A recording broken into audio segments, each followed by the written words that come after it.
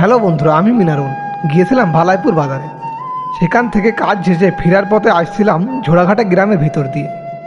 তবে গ্রামটা দেখতে ছিল বেশ সুন্দর।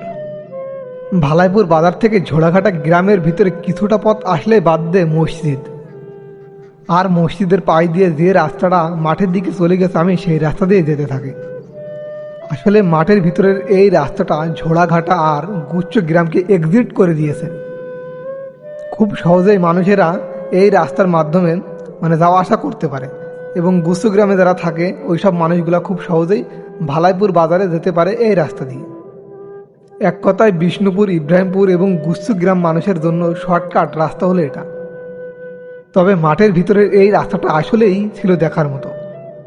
রাস্তার দুই পাশে বিশাল বড় ফসলের মাঠ, কৃষকেরা মাঠে কাজ করছে। এইসব দৃশ্য আমি নয়ন ভরে দেখছিলাম আর মনের ভিতরে ছবি আঁকার চেষ্টা করছিলাম। আমি সবাইকে সাজেস্ট করব, কখনো কেউ এই গ্রামে আসলে অবশ্যই এই রাস্তাটা ঘুরে দেখবেন।